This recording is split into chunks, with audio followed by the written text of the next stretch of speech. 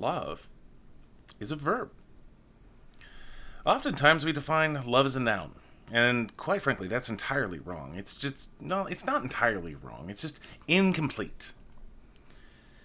Just as the statement of love as a verb is incomplete. However, when we define love as a verb, we need to be mindful of what love means to us as a noun. In John 4:8, it's 1 John 4:8, it's written that anyone who does not love does not know God, because God is love. With that in mind, I'd like to say that our main definition of love as a noun is love of God, and that's not to say that all of God is love. I mean, all of love is of God, but it's true that real love is godly. So the true way of defining love as a verb would lead one to intuit that doing love would be a Christ-like action. Removal of Christ-likeness from love has been very formative in the world, has it not? This love has become a thing that the only other way that humans can understand love without God being there is love of self. The philatia, the kind of love that is just separated from God. And from this brokenness, we've tried to define love as what feels good to us. It feels good to be in love, right? It feels good to have love, right? It must feel good. And if it feels good, it must be love. This is the eye. This is love in the eye of the receiver. And quite frankly, I think it cheapens love. No, I'm very sure it cheapens love. For trying to love outside of God's design has created a great deal of insanity in the world. I'm going to use one of my NA terms. And the need to reach back to God and understand love, it's gone. If we do this, it allows our brokenness to show and shine. And in our brokenness, we've created a problem of trying to fill an infinite, God-sized void where Christ-likeness love should exist. And we've tried to fill it with the incomplete, world-sized replacements. This is where we find things like, drug addiction, people addiction, sex addiction, porn addiction, social media addiction, for all of us that are watching this on social media right now.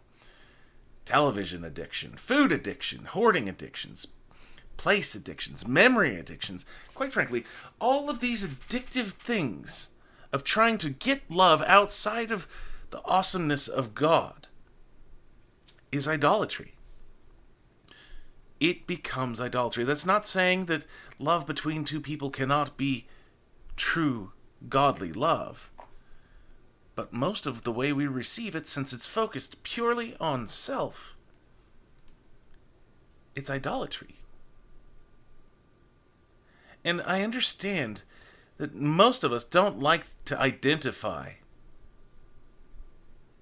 as addiction as idolatry. But in its most baser addictive roots, that's exactly what it is. Idolatry is pervasive. It's just as pervasive today, if I'm not going to say so more today, than it was for the Israelites when they wandered through persecution after persecution in the Old Testament. Instead of self-love, we must be focused on an external love, a love of God, a love of humanity. St. James says, be doers of the word. And personally, I think the next logical progression of this is be doers of love. St. Peter said, all you do, have unity in mind, sympathy, brotherly love, a tender heart, and a humble mind. Do not repay evil for evil, or reviling for reviling, but be contrary. In the contrary, bless. For this is what you are called, that you may obtain a blessing. For whosoever desires to love life and see good days, let him keep his tongue from evil and his lips from speaking deceit. Let him turn away from evil and do good. Let him seek peace and pursue it.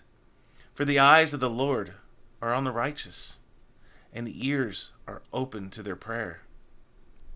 But the face of the Lord is against those who do evil. So what does this mean in day-to-day terms? And I'm going to give you my concept of how to do love. How to do love. Number one, seeing the image of God, seeing people in the image of God, no matter how ugly they're acting. And I get it, people act ugly, people act hateful, they act hurtful. But you have to stop and see them in the image of God. Because that is what God intended, is for us to see that. Because perfect will is perfected in God. Number two, I'm going to have to say, we need to love people as God first loved us. Sometimes it's hard to love as Jesus, love our neighbors as ourselves when, quite frankly, we don't love ourselves. That's where we need to come to this understanding that God loved us first. God died on the cross for us. God created us. God put the breath of life into our bodies. He keeps us alive. He sustains us. He gives us all we need. That is love. He corrects us. He rebukes us. That's love too. Number three, we need to have a separate, we need to separate perceived kindness from love. For Jesus was always loving. Obviously, God is love. He is love. He is God. But he wasn't always perceived as kind. Sometimes this loving means telling the hard truth without malicious intent. Truth can hurt. Jesus flipped tables. Jesus whipped people with a rope. Jesus called people, he questioned the parentage of the Pharisees on many occasions. You brood of vipers. Jesus was intentionally harsh, but it wasn't malicious. It was meant to make a point.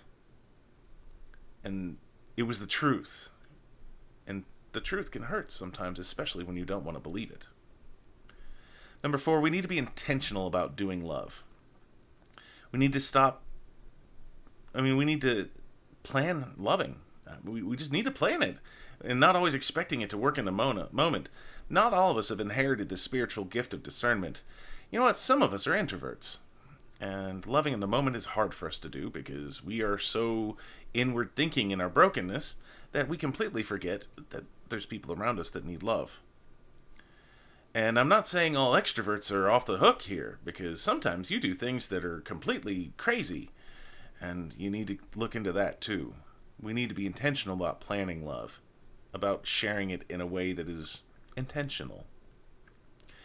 Number five, we need to be prepared at all times and all places to show love, whether it's hard or not. We need to be ready to take up our crosses for the sake of Christ's love.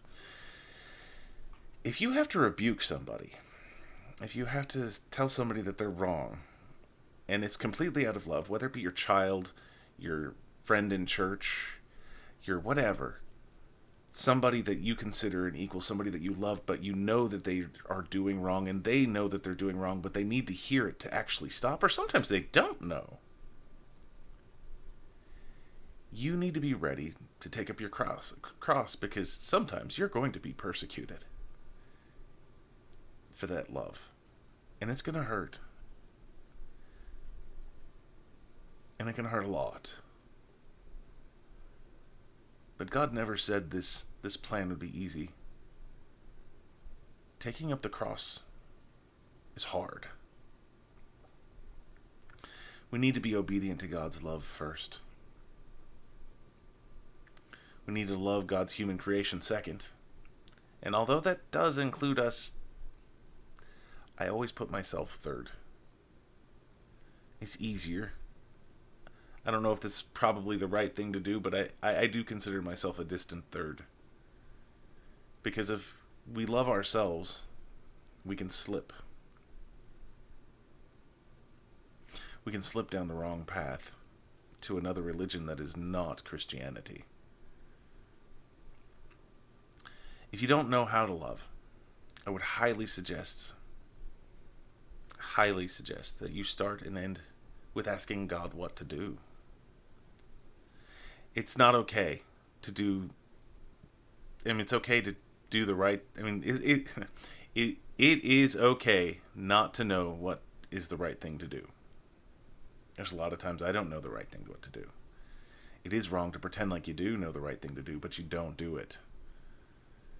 And you're actually ending up doing wrong just because you're trying to fudge your way through it. If you don't know how to love, take some time and ask. Ask God. Ask the people around you. Ask those who you see God working in, even if they are not quite as far on their walk. Ask them. God will speak through others, especially those who are obedient.